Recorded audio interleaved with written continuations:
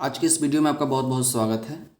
आज हम लोग क्लास 10th पोलिनोमियल मतलब बहुपद का पर्सनली 2.2 पढ़ने से पहले कुछ हम बेसिक जानेंगे, जो कि आपका बहुत ही इंपॉर्टेंट बेसिक है। ये आपको पर्सनली 2.2, 2.3 या 2.4 बनाने में बहुत सारा मदद मिलेगा, या कहिए तो आपको बहुत सारा ऑब्जेक्टिव भी सॉल्व करने में आपको मदद मिलेगा। चलिए अब इसको स्टार्ट करते हैं।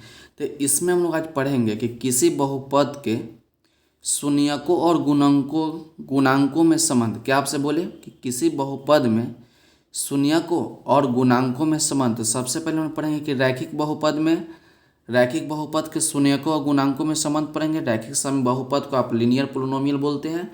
और दूसरा पॉइंट में हम लोग बात करेंगे द्विघात बहुपद। द्विघात बहुपद को इंग्लिश में हम लोग क्वाड्रेटिक पोलिनोमियल बोलते हैं। उसके बाद हम लोग पढ़ेंगे त्रिघात बहुपद, इसको बोलते हैं हम लोग क्यूबिक पोलिनोमियल। तो बारी बारी से हम लोग तीनों के बारे में अध्ययन करते हैं और इसके शून्यकों और गुणांकों के बीच में हम लोग संबंध जानेंगे, मतलब रिलेशन जानेंगे कि शून्यकों और गुणांकों के बीच में इसका रिलेशन क्या है।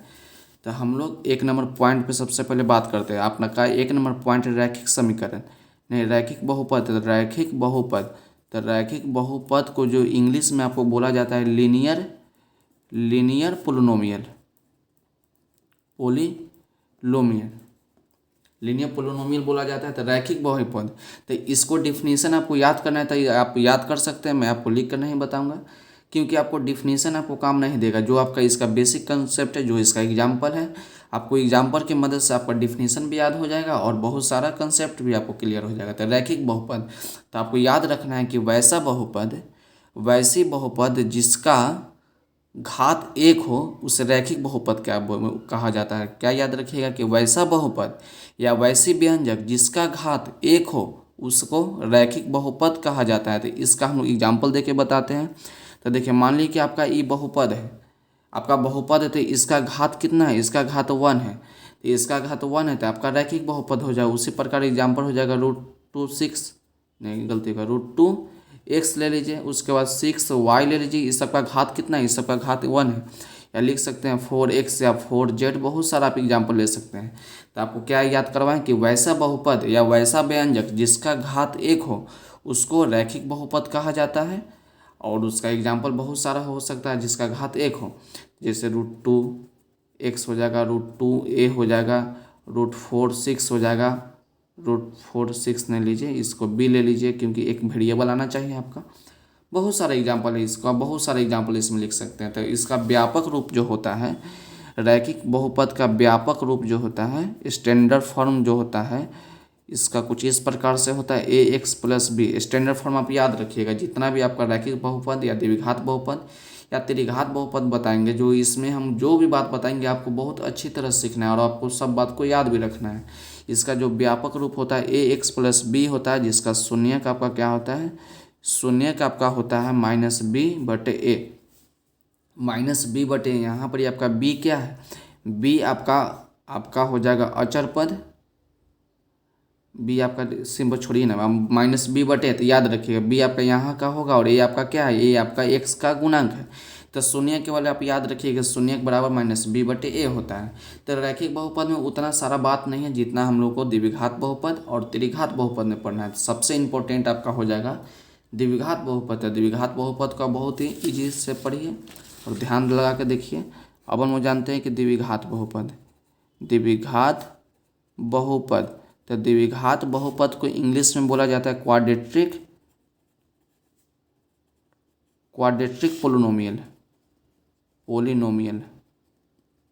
तो चलिए इसको हम लोग पढ़ते हैं। तो देखिए, इसको भी द्विघात बहुपद को अगर आप डेफिनेशन याद करना चाहते हैं तो कुछ इस प्रकार से याद कीजिए कि वैसी बहुपद या वैसी व्यंजक जिसका घात 2 हो, वैसी बहुपद या वैसी व्यंजक जिसका घात 2 हो द्विघात बहुपद कहलाता है। इसका कुछ हम एग्जाम्पल देके बताते हैं। क्या आपसे बोले कि जिसका घात 2 है तो 2x² भी हो सकता है, या देखिए जैसे 4x² + 6x + में 4। तो ये भी आपका द्विघात बहुपद है। देखिए यहाँ पर ही आपका घात 2 है और यहाँ पर ही घात आपका 1 है।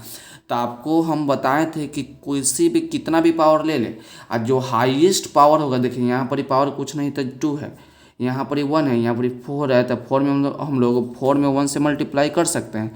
तो 4 1 के जगह पर लिख सकते हैं x के पावर 0, तो उसका वैल्यू 1 होता है। तो हम लोग देख रहे हैं कि यहाँ पर एक्स का पावर 2 है, एक्स का पावर 1 और एक्स का पावर 0। तो सबसे हाईएस्ट पावर कितना है, सबसे हाईएस्ट पावर 2 है, तो इसलिए इसका घात कितना हो जाएगा, इसका घात 2 हो जाएगा। और यहाँ पर भी देख रहे हैं कि घात आपका 2 है, तो ये आपका क्या हो जाएगा, द्विघात बहुपद। इसका बहुत सारा आप एग्जाम्पल भी बता सकते हैं, जैसे 4x² - 6x प्लस में 6 एग्जाम्पल है सब है आपका एग्जाम्पल। एक और एग्जाम्पल आपको देकर बताते हैं कि √2x² - 6x और माइनस में 4। बहुत सारा पे एग्जाम्पल द्विघात ले सकते हैं, जिसका घात 2 होगा उसको द्विघात बहुपद कहा जाता है। तो देखिए ये तो बात हो गया, इसका व्यापक रूप याद रखिए, व्यापक रूप इसका बहुत इंपॉर्टेंट है। व्यापक रूप मतलब स्टैंडर्ड फॉर्म इसका जो होता है कि ax² प्लस में bx प्लस में c होता है। इसका स्टैंडर्ड फॉर्म जो व्यापक रूप होता है ax² plus bx plus c होता है। यदि इसका देखिए यदि द्विघात बहुपद का ये आपका व्यापक रूप है और इसका जो दो शून्यक होगा, तो शून्यक और गुणांकों के बीच में संबंध स्थापित करना है, तो दो शून्यक इसका होगा। तो दो शून्यक इसका कौन कौन होगा, दो शून्यक अल्फा और बीटा। यदि दो शून्यक अल्फा और बीटा इसको क्या पढ़ेंगे, इसको पढ़ेंगे अल्फा, इसको अल्फा और इसको बीटा पढ़ेंगे, बीटा। याद रखिएगा कि शून्यक ये आपका अल्फा बीटा और गामा, याद रखिएगा अल्फा बीटा और गामा ये आपका ग्रीक वर्ड है, यूनानी शब्द से इसको लिया गया है। तो यदि द्विघात बहुपद का दो शून्यक लेंगे जिसका नाम एगो क्या होगा अल्फा और एगो के बीटा होगा, तो दोनों शून्यक के बीच में हम लोग क्या स्थापित करेंगे, संबंध स्थापित करेंगे। क्योंकि हम लोग जानते हैं कि बहुपद के शून्यकों और गुणांकों के बीच में हम लोग संबंध स्थापित करना था, तो हम लोग शून्यक निकाल लिए। तो द्विघात बहुपद का शून्यक होता है अल्फा और बीटा। इसको याद रखिएगा कि इसको अल्फा बोलते हैं या इसको बीटा बोलते हैं। तो इसमें संबंध स्थापित किस प्रकार से करेंगे, आपसे अगर बोलता है कि यदि शून्यकों का योग, शून्यक याद कर लीजिए कि आपका शून्यक अल्फा और बीटा है, तो दो शून्यक आपको दिया रहेगा अल्फा और बीटा, आपको बोलेगा कि शून्यकों का योग, तो शून्यकों का योग क्या हो जाएगा, शून्यकों का योग इस प्रकार से लिखिए। या शून्यक आपका कौन कौन है, अल्फा और बीटा, तो अल्फा और बीटा, तो आपको क्या बोला, योग बोला था। योग मतलब जो होता है शून्यकों का योग मतलब अल्फा प्लस बीटा क्या होता है -b/a, आपको याद रखना होगा। शून्यकों का योग, तो शून्यक आपका अल्फा और बीटा, तो alpha plus beta equal to क्या होगा -b/a। तो आपका b क्या है, b आपका x का गुणांक है, इसको लिख सकते हैं माइनस लगा के। अब b आपका क्या है, b आपका x का गुणांक है, तो लिखिए x का गुणांक लिखिए, उसका नीचे आइए। उसके बाद देख रहे हैं कि a, तो a क्या है, a आपका x² का गुणांक है, तो इसको लिख दीजिए x² का गुणांक। आपको समझने के लिए आप डायरेक्ट अगर सोच लेते हैं कि b आपका x का गुणांक है और a आपका x² का गुणांक है, तो ये आपको लिखने की कोई जरूरत नहीं। तो आपको याद रखिए कि alpha plus beta equal to होता है -b/a, alpha plus beta equal to होता है -b/a। और उसके बाद हम लोग पढ़ते हैं शून्यकों का योगफल, पढ़ते हैं हम लोग शून्यकों का गुणनफल। तो आपसे बोला है ना कि आपसे क्या बोला है कि शून्यकों को गुणांकों के बीच में संबंध, योग हम लोग कहा गया था, अब गुणांकों के बीच में पढ़ेंगे। तो शून्यकों का गुणनफल आपको याद रखिएगा, शून्यकों का गुणनफल। तो शून्यकों का गुणनफल मतलब क्या था, आपका दो शून्यक है और इसका गुणनफल मतलब गुना। तो अल्फा इंटू बीटा क्या होता है c/a, आपको याद रखना है कि अल्फा इंटू बीटा, या लिखिए शून्यकों का गुणनफल alpha into beta equal to होता है c/a। तो c आपका क्या है, देखिए c आपका अचर पद है, c आपका क्या है, c आपका अचर पद हो गया, अचर पद। और a आपका क्या है, a आपका x² का गुणांक है, तो x² का गुणांक। चलिए इतना बात तो आप सीख लिए कि शून्यकों का योग अल्फा प्लस बीटा तब बराबर -b/a होता है, और शून्यकों का गुणनफल alpha into beta equal to c/a होता है, जहाँ c आपका अचर पद और a आपका x² का गुणांक। तो इसमें हम लोग एक बात और पढ़ते हैं कि यदि हम लोग को यदि शून्यकों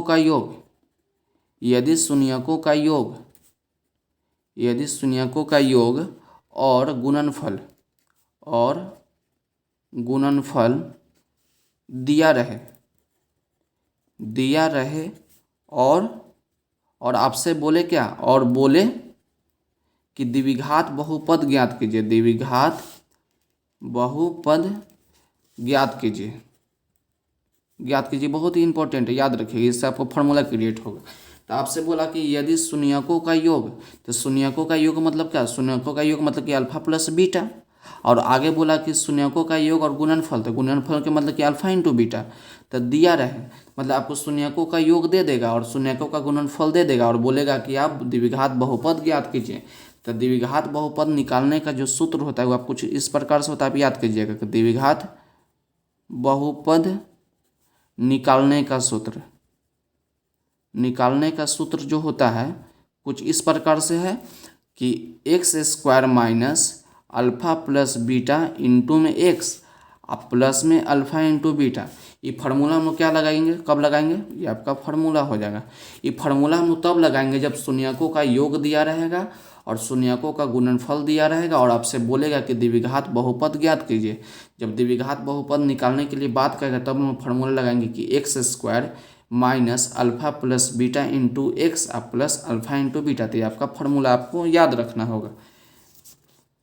तो यहाँ पर ही आपको क्या होता है, यहाँ पर ही आपका द्विघात बहुपद भी आपका समाप्त होता है। अब हम लोग पढ़ेंगे, क्या पढ़ेंगे, त्रिघात बहुपद। देखें द्विघात बहुपद पढ़ लिए, हम लोग पढ़ेंगे अब त्रिघात बहुपद। तो इसको थोड़ा हेडिंग लिख लेते हैं कि त्रिघात बहुपद। तो त्रिघात बहुपद इसको लिख लेते हैं। तो त्रिघात बहुपद को इंग्लिश में बोला जाता है क्यूबिक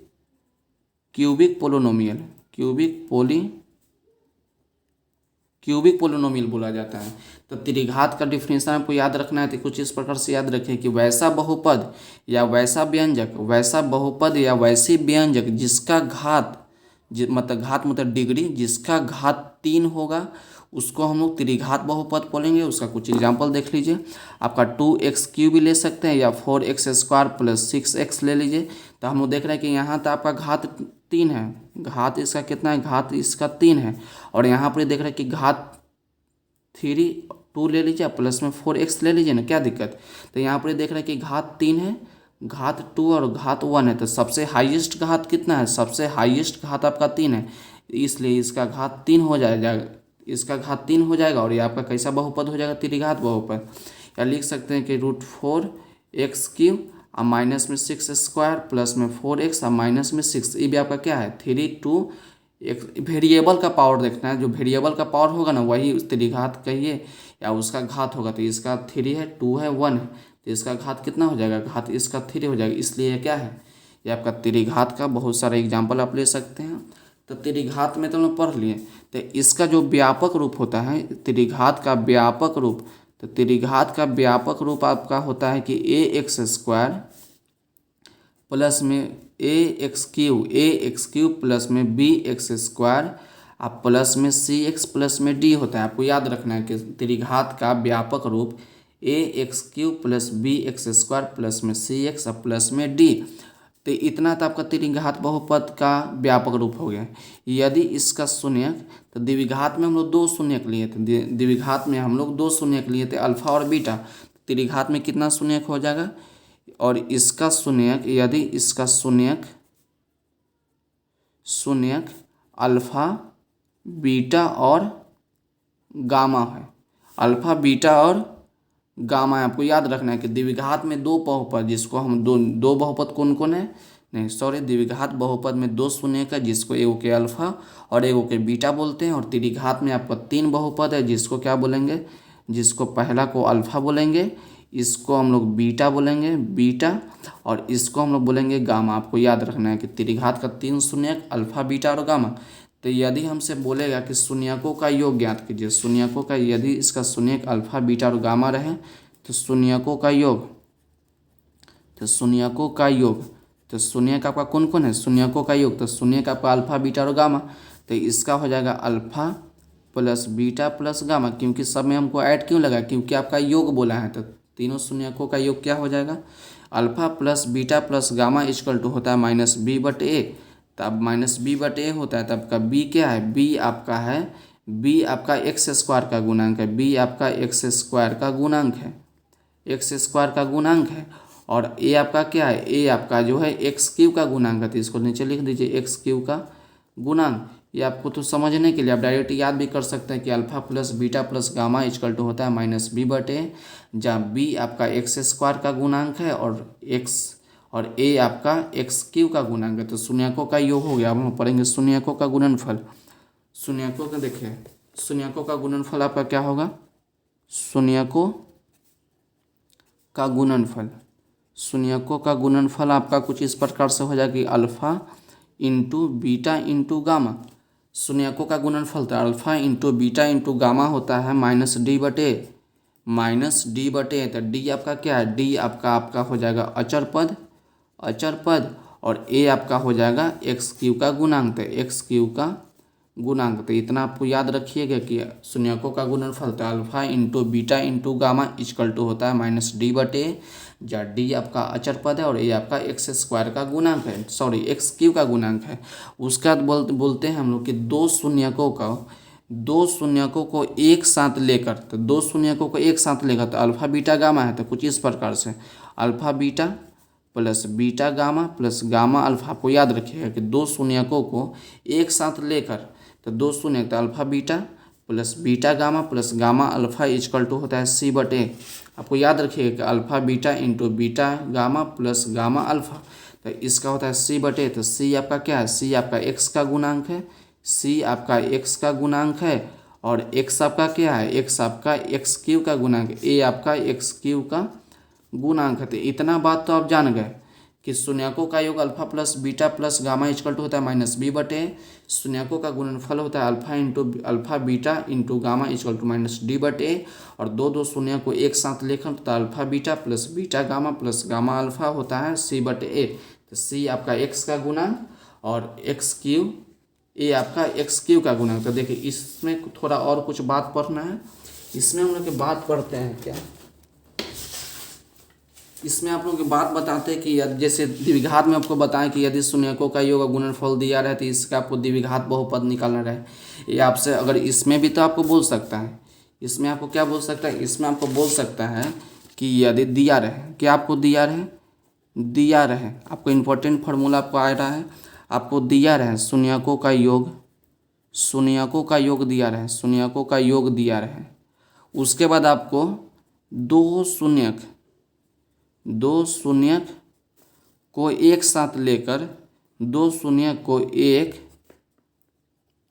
साथ लेकर उनके गुणनफलों का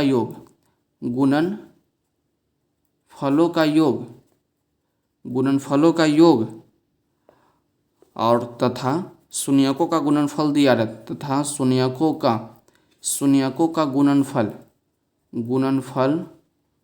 दिया रहे और आपसे बोले कि त्रिघात बहुपद ज्ञात कीजिए, और आपसे क्या बोलेगा कि त्रिघात बहुपद ज्ञात कीजिए।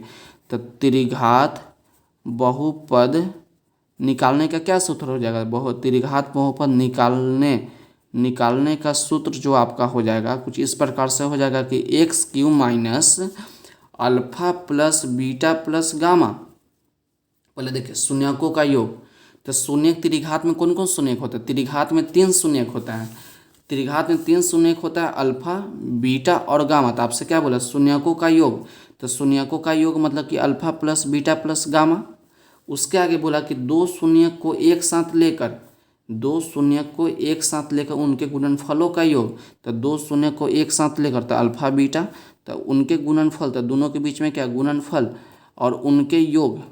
आपको ध्यान से समझिए कि दो शून्यकों को एक साथ लेकर उनके गुणनफलों का योग दिया रहे और शून्यकों का गुणनफल दिया रहे, तो शून्यकों का गुणनफल तो alpha into beta into gamma तो दिया रहे, और आपसे बोलेगा कि त्रिघात बहुपद निकालिए, तो उसको निकालने का जो सूत्र है कि x cube minus alpha plus beta plus gamma into x square plus में अल्फा बीटा प्लस में beta gamma plus gamma alpha into में एक्स माइनस में alpha into beta into gamma. आपको याद रखना होगा कि त्रिघात बहुपद निकालने का सूत्र होता है कि x cube minus alpha plus beta plus gamma into x square plus alpha beta gamma या gamma alpha into x minus में alpha plus beta plus gamma. तो यहीं पर ही आपका त्रिघात बहुपद समाप्त होता है। तो आज के वीडियो के लिए बस इतना ही। इस वीडियो को अच्छी तरह देखें और अपने फ्रेंड के साथ शेयर करें। अगर वीडियो अच्छी लगी हो तो चैनल को सब्सक्राइब करें। मिलते हैं अगले वीडियो में। Thank you for watching. पढ़ते रहिए और बढ़ते रहिए।